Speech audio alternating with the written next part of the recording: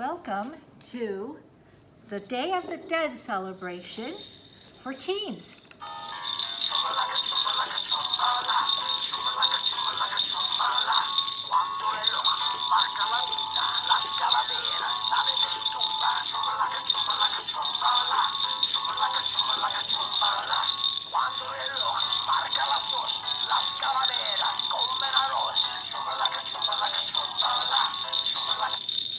Okay. Hi, I am Mrs. Jenny, and I am with the New Haven Library, Scenic Regional, of course. And today I'm going to talk a little bit about Dia de los Muertos. It is a Mexican holiday. In English, we say the Day of the Dead. I became interested in this program, or this holiday, a couple of years ago after learning a little bit more about it. I always thought it was supposed to be a scary holiday because it has skulls, and skeletons, and flowers, and a skeleton hat. And then here's one. It looks like a coffin. These are all what we would say are symbols of death.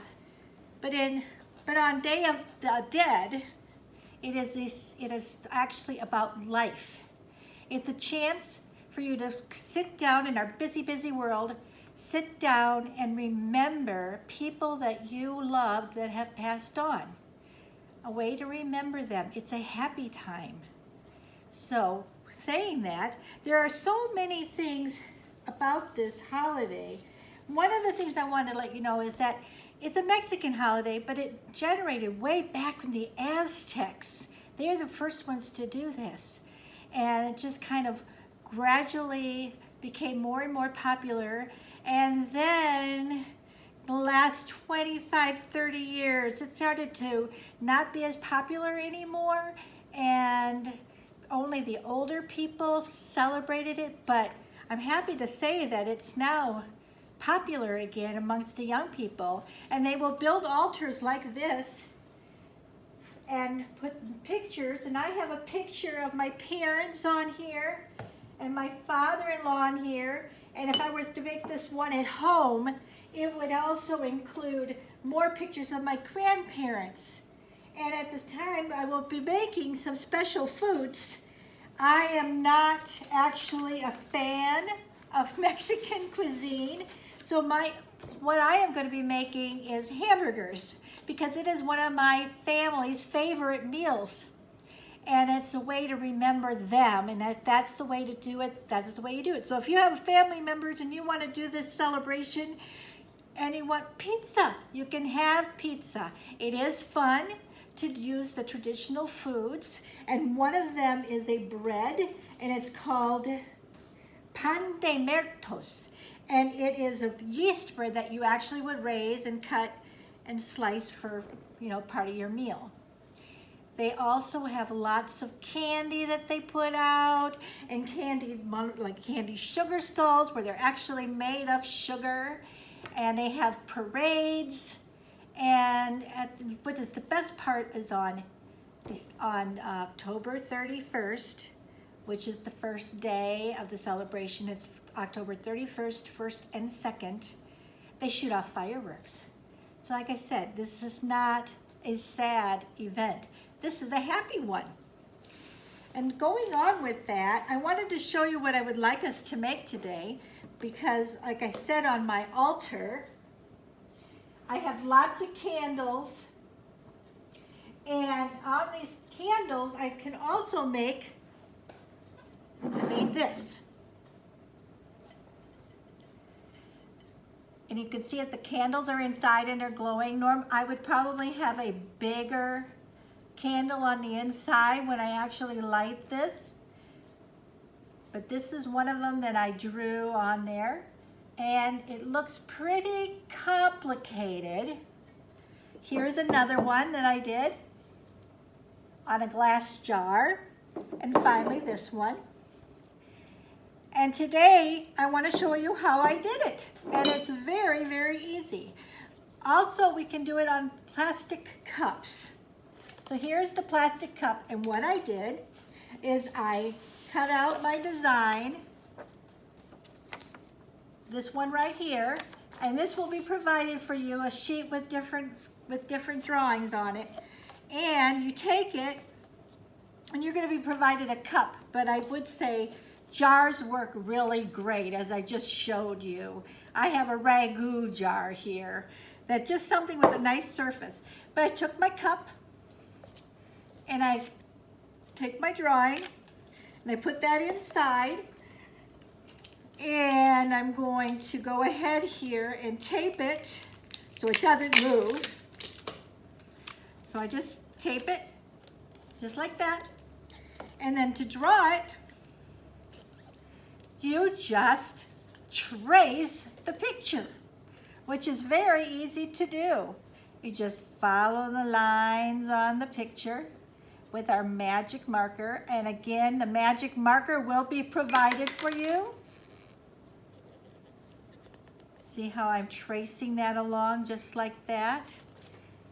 And go around like this, and down and around. And I can make this as grand as I want. I don't necessarily have to make it all like that, but I really do like that design. And I've got flower here that I'm going to draw on there. They like flowers. The main flower that they like to put on their altars and on their decorations are marigolds. And marigolds are grown, if you go to the store and you'll just see tons of marigolds for sale just for this event. Also, they like roses, and I do have some roses on my altar as well. But anyway, here is how I'm still doing that. Again, just trace around with your marker, trace around with your marker, and you want to do this slowly so that it's more nice and neat. And then you end up with a drawing on there. So you take this, you would take this off then after you've had it all drawn onto your cup or onto your jar. And then, this is the fun part. I took it, here's my design, can you see it? There's my design, and I took paint. And I painted the inside of my cup. With this, I painted the inside of this jar with glow in the dark paint. So when I charge it up to the light, it should glow in the glow for my altar. We were able to find glow-in-the-dark paints, but they were very difficult to find. So I went and I thought I'd better experiment, and I went to these acrylic paints instead. And it's so very simple. You just take your paint, and I just poured it into the lid of the jar. It's probably the easiest way. And I took my paint, and this is how easily it works on the cup. You just smear it up and around.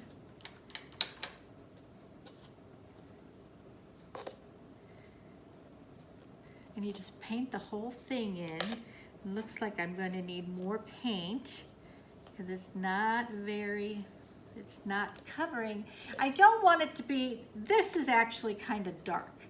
I actually want it to be more translucent, see-through. It just would make for, I think, a better luminary. So you take your paint, and I'm going to use today some red glitter paint. I like the glitter paint. It just, I like how it works with the candle. And you paint the inside of your cup with the paint. You just streak it along. You don't want it too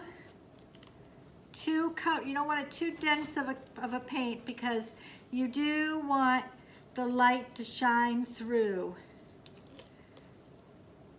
You just want a colored lantern. And see, so there we go. I like this a lot. If I wanted it darker, what I would wait to do is let this first coat dry and then put on another coat. But this is really what you want. You want something kind of opaque. And then, when you have it all dried, you can put in a real candle on the inside, or what I like, but that would be with a jar. You could use a real candle inside of a jar. But inside of a cup, I just went to Dollar Tree and I got some of these little candles, you know, electric candles. And I put that in there. And I put this on my altar. And it just lights it up just a little bit. They say that the light attracts the spirits of the dead. I don't know quite about that, but I do know it would make it really interesting, wouldn't it, if someone showed up from the other side. But that's not what this is about. This is about remembering our family members. You know, some of the teenagers also can be found where they will maybe make an altar to a famous singer that passed away, or a movie star that they were especially fond of, like the movie star from, oh, what movie just recently? The movie star from the Black Panther. You might want to make up an altar about him. There's all kinds of pictures in People magazine, and you could do that. But most people do of the family members.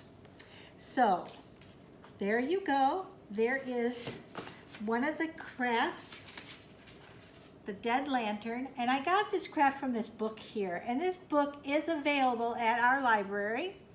You just need to, I don't know if every branch will have it, but you certainly can get it because all our branches are connected. And this has lots of interesting things, how to make flowers, how to make masks. They wear masks. And this would probably be for the parade that they would have in honor of Dia de los Muertos. And